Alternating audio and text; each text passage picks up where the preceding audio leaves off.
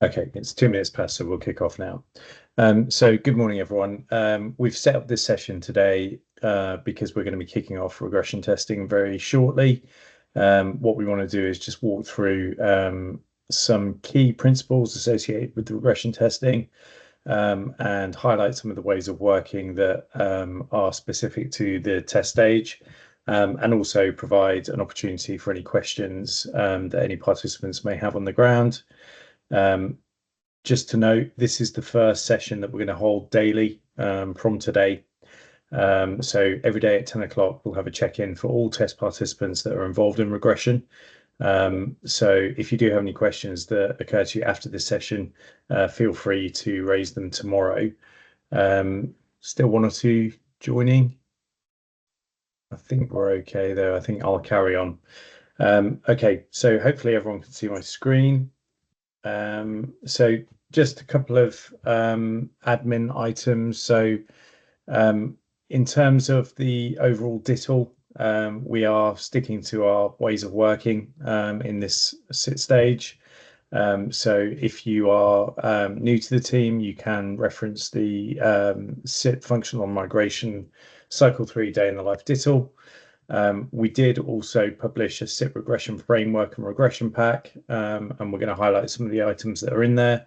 And recently, based on the plan change, we went through the aspects that we're implementing to reduce the risk of the plan change with the settlement extension and what that means for SIP working group. What that means for regression in SIP working group slides. So we'll share this pack afterwards just as a reminder of those materials that you can reference.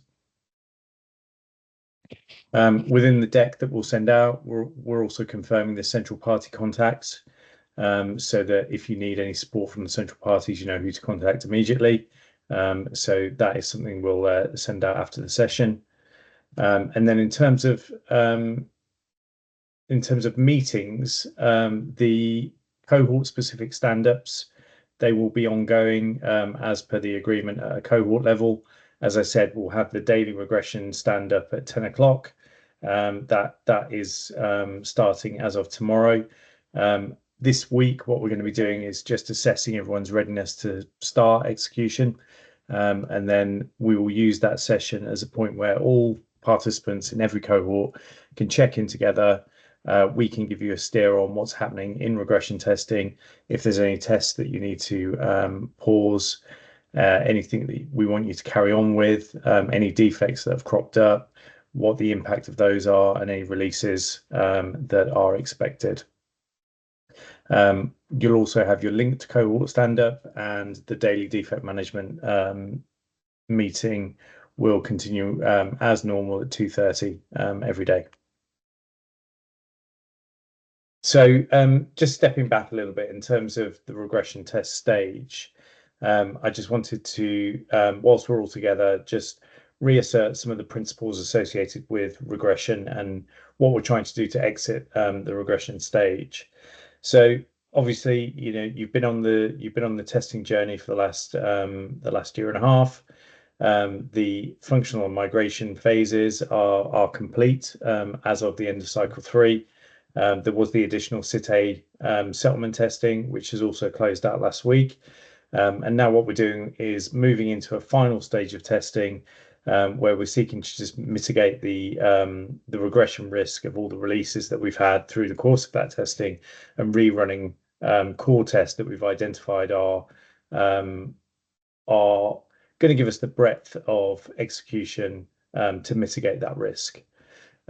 Successful completion of the core regression tests is required for every cohort and participant to exit the SIT. And this will be a priority for all cohorts. The settling normally regression test was in scope, but that's already been executed.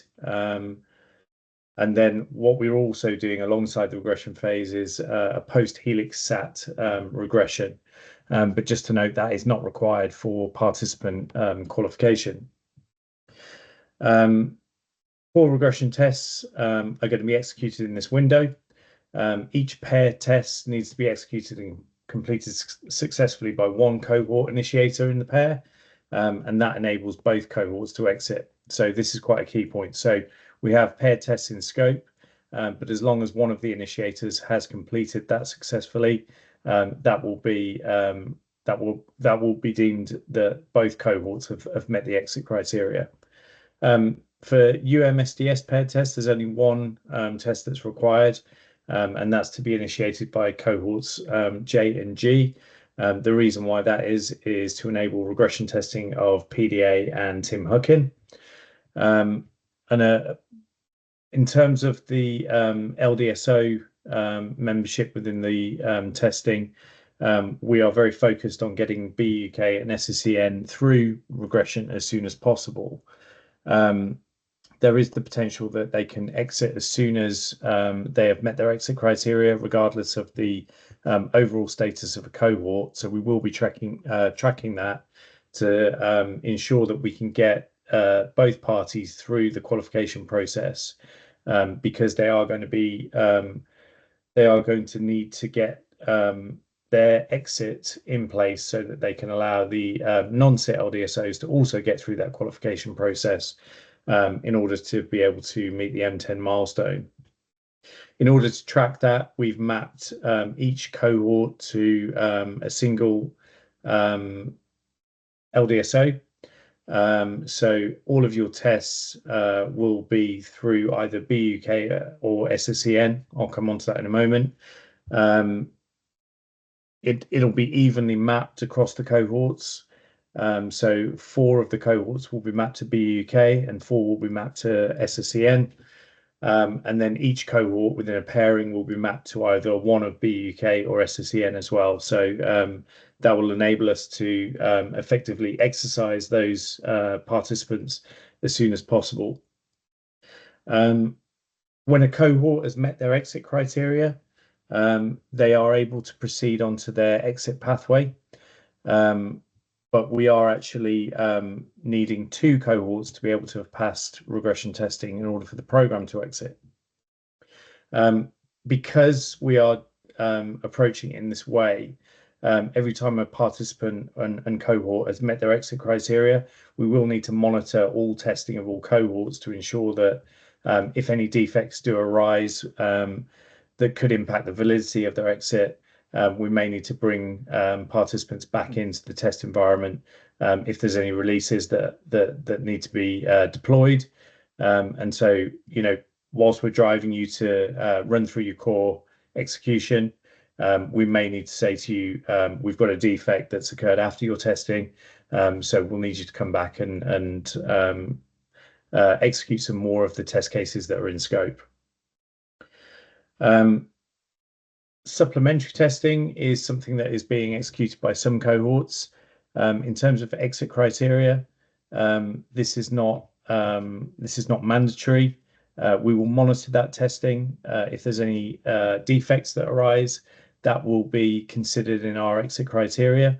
But it is something that is happening alongside the core regression testing, which is really what we're focused on in order to be able to get out of the regression test stage and exit from SIT.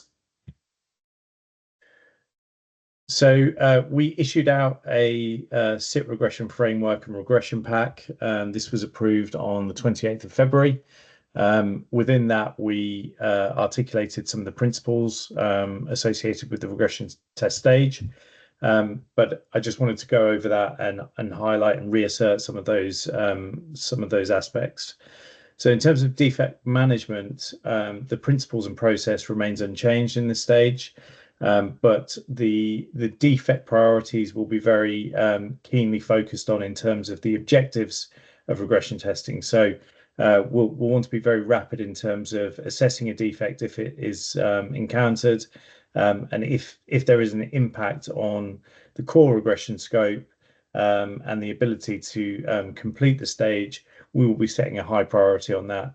If it's a lower severity and a lower impact, we will look at that and decide whether there needs to be a release or not.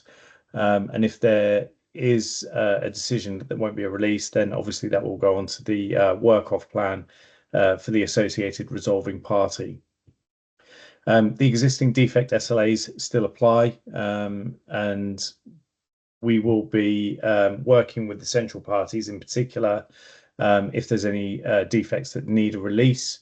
And the central parties are geared up to provide a responsive release to defects in line with the priority on this sit stage. In terms of the sprint approach, it is similar nominally to what we ran in cycles cycles 2 and 3. But we will need to make decisions based on any defects that are encountered. So should we encounter a severe defect, the suspension and resumption policy that we had during SIP functional migration will apply, but that process will be a lot more rapid. So we want every participant to be able to execute their testing on the same code base, but we will look at every defect on a case-by-case basis and make decisions on whether we need to pause testing and resume once we've got a release, or if there is value in continuing with the testing that is planned in order to flush out more defects. And we will give you instruction during the sprint and at the end of the sprint as to whether you need to carry on with the test that you've been assigned, whether you need to pause and expect to restart, or if we're going to suspend the entire stage, awaiting a release, and then restart again. So we'll have a checkpoint, as I say, on a daily basis at 10 a.m.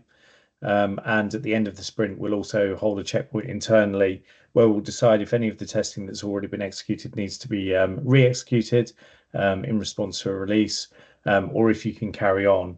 So at the beginning of the next sprint, we will tell you formally if you are able to carry on with your tests, or if we'll need you to restart anything in response to releases that we've had.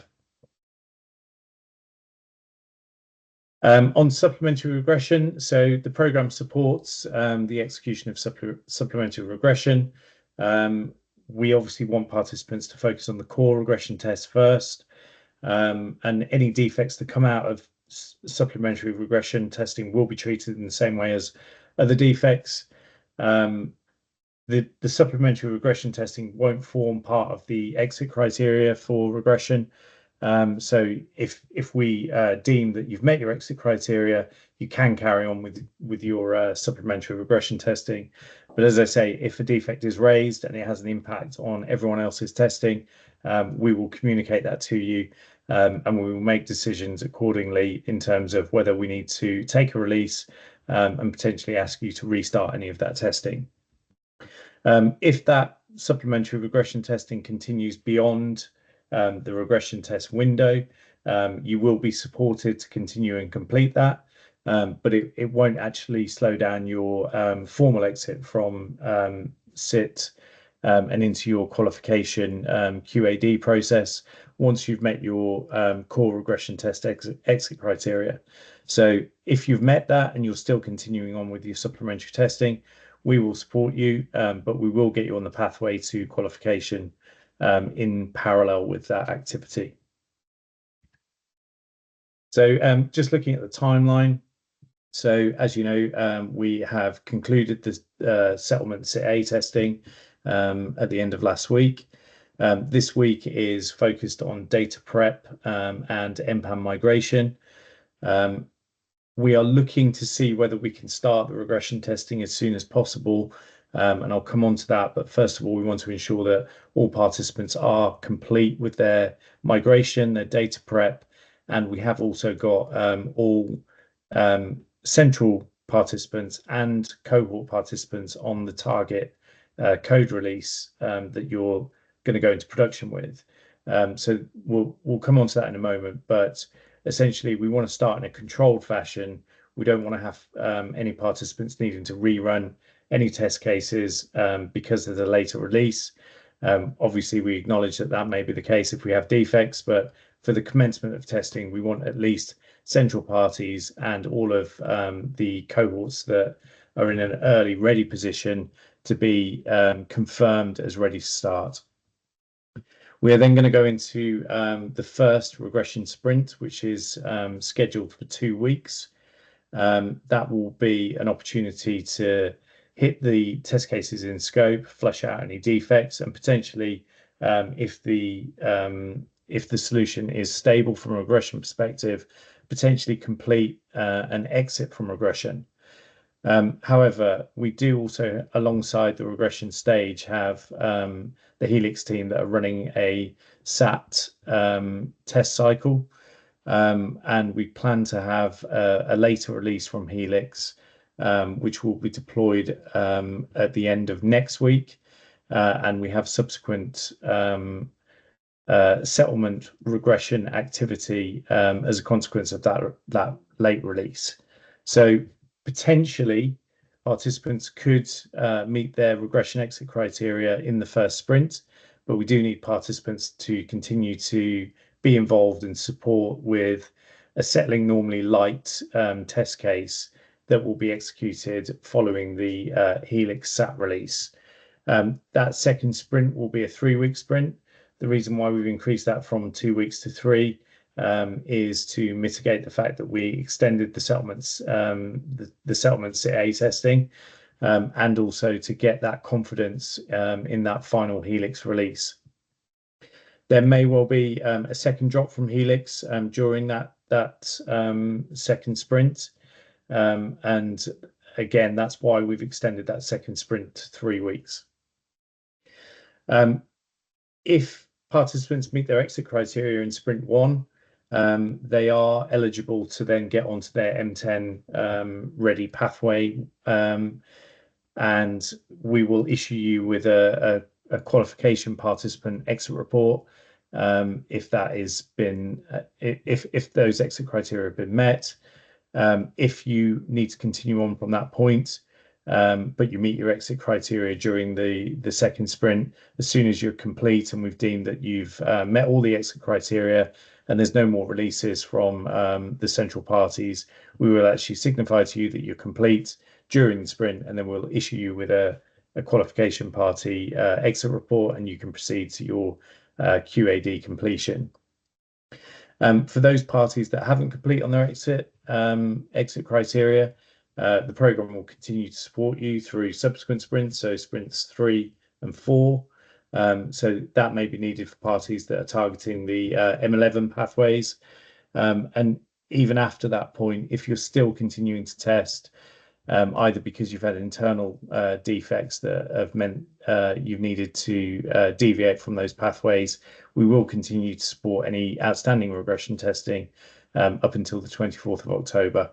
And this is in line with the sandbox, the optional sandbox testing window that the program will support. So in terms of exit requirements, so we've got 13 tests in scope for regression testing. This table depicts those test cases. As you know, the settling normally test case has already been executed. We have main cohort tests and we have paired cohort tests. In terms of Helix, we've looked at the test cases and identified those that involve Helix. But in the case of all of the test cases in scope, Helix is only actually receiving flows. So the fact that we're getting a later release doesn't put the rest of the participants in each cohort at risk of invalidating their testing. Hence why we could exit testing at the beginning of sprint 1, even though we're going to get a later Helix release. As I said, we're prioritizing the exit of the LDSOs. So we will be tracking each test case in terms of whether either BUK or SSEN has met their exit criteria. And that is so that we can accelerate their QAD pathway, and also the QADs of the non-SIT LDSO participants that are placing reliance on those SIT participants. We'll also be tracking regs in those tests. And as soon as one participant has passed one of the regs involved tests, that will be a confidence position for the program, that the LDSOs are on track to exit. At the bottom of the table there, you can see the LDSO cohort mapping. So each cohort will be mapped to a specific LDSO region for their core tests. We've tried to balance that so that we can have the best chance of exiting the LDSOs, and each party will use MPANs from that region for the test cases that they have in scope. If you've got supplementary testing, you're free to use MPANs from either region. So in terms of how the execution may play out, it all depends on participants and the progress that you make through your testing. But potentially, as I say, we could have the LDSOs and cohorts exiting at the end of sprint 1 in terms of their QAD position. It won't be possible for the program to exit until the end of sprint 2, once we've also completed the post-SAT regression testing. But we do have sprints 3 and 4 in place if there's any residual activity to complete. As soon as the cohort has met your exit criteria, as I say, we'll issue you with your qualification participant exit report. And once 2 cohorts have exited regression, the program will issue the overarching report, and that will be taken through the governance forum for review and eventual SIT AG approval. If there's participants that continue on, we'll continue to support that.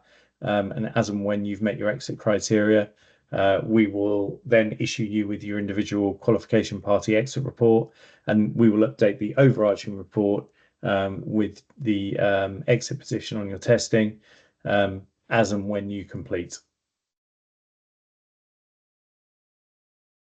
So I'm just going to hand over to Maya on the team, who's just going to give us a recap on the data load activity that needs to occur this week. Hi, everyone. Thanks, Tom. So just a quick recap on some of the information that we've probably already seen. Dom, have you stopped sharing your screen? Dom? Oh, cool. Thank you. Okay, so data load recap. So a bit of background. We provided MPANs for regression testing and additional MPANs for sandbox testing. We've already loaded the 50 settlement MPANs, and the regression MPANs is what everyone's working on now in terms of loading. And the program has suggested we provide, we allocate 6 MPANs per test to be loaded during the regression phase in case of any reruns that are required. So we can go on to the next slide, Tom. Next slide, Tom. Yeah, thanks. So we also provided a template of the test cases that are in scope and how to identify those MPANs using the regression tracker, along with any additional information you might need on execution. So the coordinators have already shared this to the test teams. So that's the next slide. So there's another recap on MPAN tracking tools. So I think everyone's comfortable with how to use the MPAN tracking tools. This one's just highlighting where the regression MPAN tracker is and how we should use best practices around utilization of the tracker. So go to the next slide. For SIT-A settlements testing, for the data load and setup process, so there's a bit of a recap on the migration process. I think everyone's already kicked most of their migrations off now, but we anticipated this would start yesterday with the allocated MPANs being migrated via the if31 MCA process for migration, followed by a number of choreography steps, which we've highlighted before and we'll come on to on the next slide quickly. And execution, as Dom mentioned, will start next week. So last week we asked everyone to identify 6 MPANs. This week we started the migration process, triggering the if31s. There's a number of actions that different roles need to take, which is mentioned on the right-hand side, and we'll share this back afterwards for some more detailed reading. And then once the MPANs are loaded, we'll be working into execution once we get the go-ahead. Thanks. And who does what in the data load period? So there's just a highlight here that we can read through if it applies to your role, just so you know what you need to do. But again, this is a recap from previous data load process. So prep week checklist. We're asking everyone to confirm readiness based on some criteria in terms of data load and code deployment status. So coordinators are reaching out to all the cohorts to confirm that. We're asking everyone to complete all of their SITOPS testing. before we go into execution. So sit-ops due to end this week, so that's a priority. We've asked everyone already to identify 6 MPANs and begin loading those MPANs into the environments. We are asking them to do that via the data migration process, which we've covered. We are also asking data services to continue sending if21s daily for all the settlements MPANs because they will be utilized for the SAT regression testing. And then in terms of the last bit of prep for this week, we're asking all cohort team members or initiators to begin the Teams threads in the usual Teams channels, including test case name, MPAN reference that they're going to use, and tag central parties in the role so they're aware what's going to happen, and any SSDs that we're planning to use for the test from Monday. That status is what we'll be requesting on the calls on Monday morning. Sorry, on the next stand-up. Thanks, Matt. Okay, so just to recap on where we are, we've got the ongoing settlement processing support that's required. So again, just recapping on what we've asked for before, we are asking that that support continues in SIT B and SIT A. As a minimum, we want you to be sending out your if21s for the 397 MPANs that we used in settlement. In terms of the regression testing itself, the preparation week is where we are right now. We want you to conclude your migration activity if that's applicable to you, and also get your own internal MPAN data prep ready to commence testing. We are also conscious that we want to make sure that we're confirmed in terms of the code release position for each participant, and release management has reached out to each cohort member and central party to confirm that position, and we are getting responses on that, but we're just getting in the final confirmations from core parties at the moment. We do have a release from St. Clement's that is scheduled to conclude by 10 a.m. on Thursday. So the majority of the testing can't actually start until that deployment has concluded. But if there's any opportunity to start on test cases that don't involve the regs role, we will let you know. But as of right now, the position is you're very much in the prep stage. Coordinators will be reaching out to you to confirm where you are with those activities. And then once we've got once we've got all of the participants in the cohort complete on their prep activity, and we've got a central party position in terms of code deployment and readiness, we will confirm to you all that we are ready to start on testing and which particular tests we would like you to focus on. And that will be the subject of this daily 10 a.m. meeting, but you may also get an indication of that in your cohort-specific stand-ups as well. Just moving on, a little bit of ADO housekeeping. So in this slide, you may have seen, if you've already been looking in ADO, that we've got folders set up for the cohort regression sprints, and also the settlement SAT regression as well. So testing will be executed out of those folders. As I say, we'll issue out this pack so that you're absolutely clear on where we're expecting you to execute the tests in ADO. Bit of housekeeping on the defect side of things. So we do want to track where defects have been encountered. So we will ask you as standard to raise your defects under either the SIP functional or migration test stage. But we do have some new test cycles set up in ADO, and we would like you to select the testing that you've been doing where you've encountered the defects. So we've set up a test cycle for the MPAN migration this week. So if your issue is specifically associated with that, we'd like you to raise it against the regression MPAN migration test cycle. But then once we start regression, you'll either be raising it against the SIT core functional migration sprint 1, or if you're running a supplementary test where you've encountered that issue, under the supplementary sprint 1 cycle. As we close that cycle, we'd like to track defects that have been encountered there, and resolved under that sprint, or if we've got a work-off plan associated, we'd like to know any defects that come later, and so we'll ask you to raise your defect under either sprint 2, 3, or 4. And then similarly, if a defect is related to the SAT regression, we've set up 2 cycles for that as well in the defect module. If possible, as is the case throughout testing, we'd like you to identify the found in build version. If you don't know, because of the nature of the fault and the fact that it may not have been triaged yet, that's fine. We will maintain that. But if you are aware of your code version, we'd like you to input that as well on the defect. So just recapping on some of the principles. So core regression tests need to be run as a priority. Supplementary tests will be considered a second priority in terms of support. But if a defect is encountered, that will be triaged and prioritized as per any of the others. In terms of support for SAT regression, data services need to continue sending the if21s into the DIP for settlement MPANs, so there's 379 MPANs that were set up before. Key point in regression is there's no evidence capture required, but we do require each cohort role to pass their steps in ADO and then pass that test case on to the next role in the chain. Test execution will be primarily managed through the Teams posts and the daily stand-ups that we hold.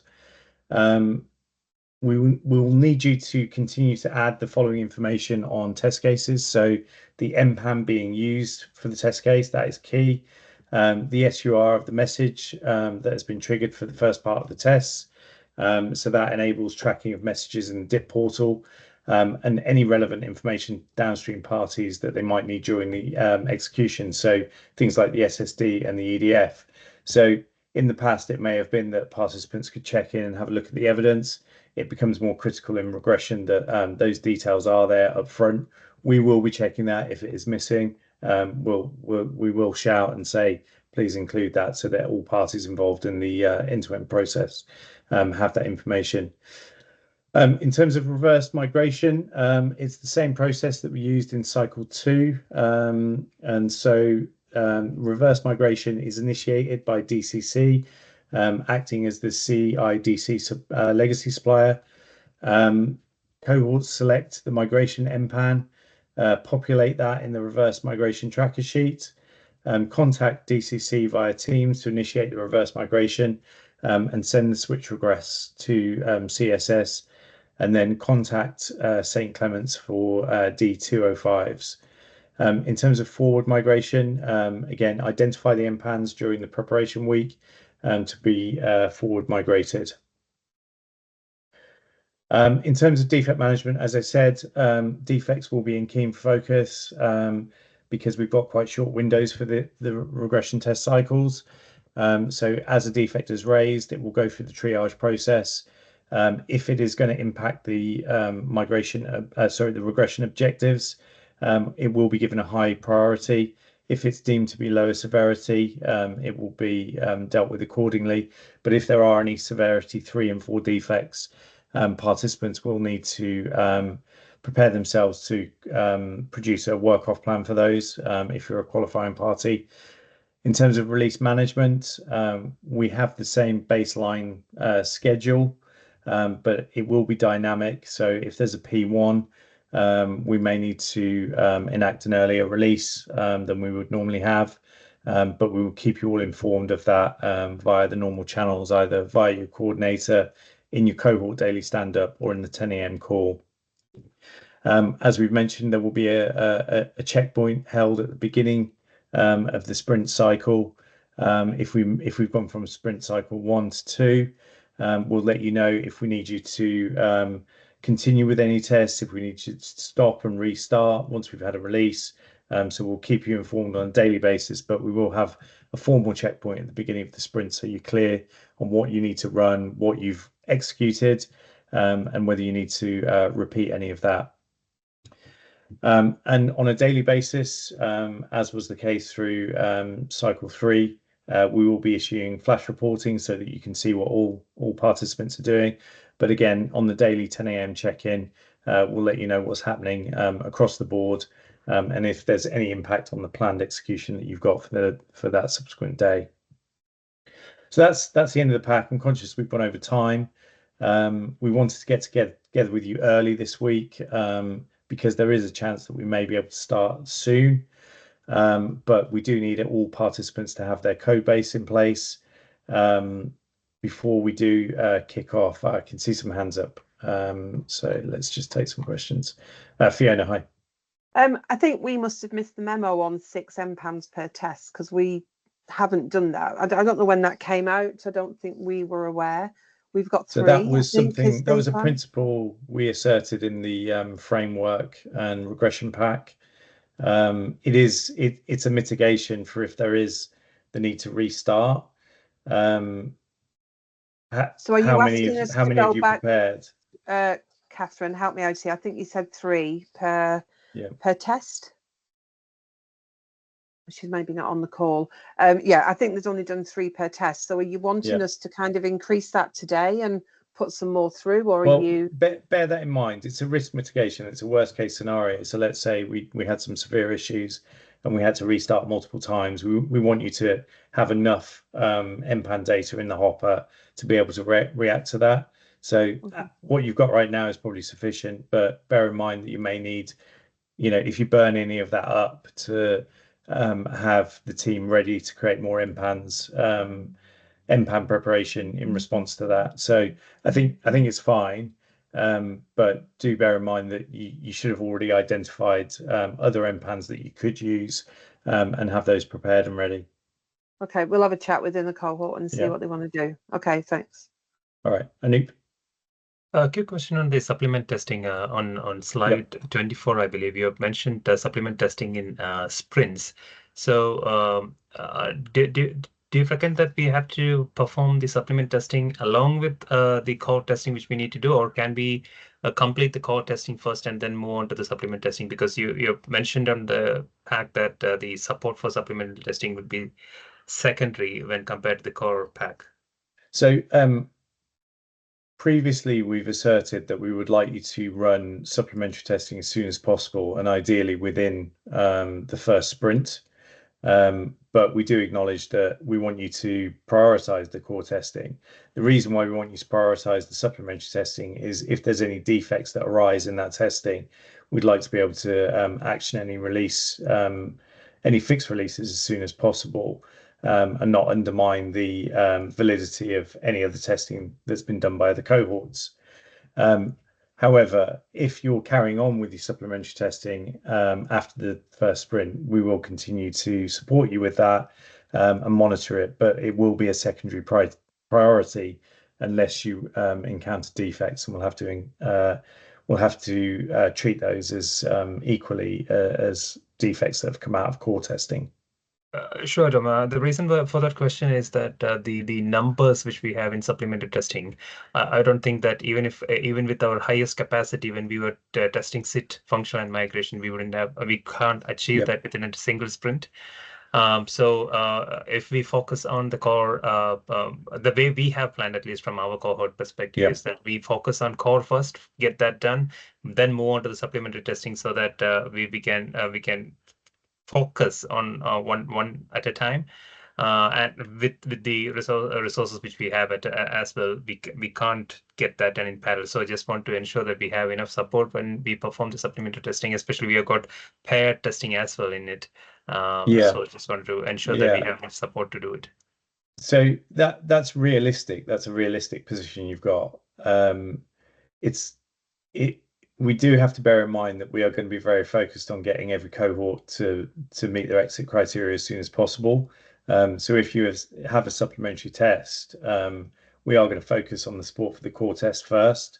But we would like you to execute them as soon as possible, because if there's any defects that could arise from those supplementary tests, we'd want to know about those as soon as possible, because there will be obviously some concern from all participants as to whether that might be the case, and whether that impacts their exit validity. So yes, appreciate that there's probably too much for you to run, in a single sprint, but we'd like you to run them as soon as possible, really. And will there be any tracking for the supplementary testing from all the cohorts during the call, or will it be tracked by the individual cohorts? So it will be tracked by individual cohorts. It's your responsibility to run those. There will be support from the program for them, but it will very much be prioritized based on any defects that may be encountered. And then after that, it will be whether the other cohorts are finished on their core tests. So really, it's a best endeavors kind of support for the supplementary tests. Fine, thank you. Thanks, John. Yep. I've got another hand up there. Hi. Hi, this is Baba from Quad Baba. E. Yeah, kicked off migration yesterday for the selected MHANs, about 6 per test, and the dip went down. So our ETH34s were stuck in requested state. This morning the dip is back up, but they're still in requested state. I don't know how this impacts us going forward. Okay. Which cohort are you working in? Cohort E, Utilita, MS. Okay. All right. Aaron, could you reach out to Baba and just investigate that, please? Oops. Okay. All right. We'll be in touch.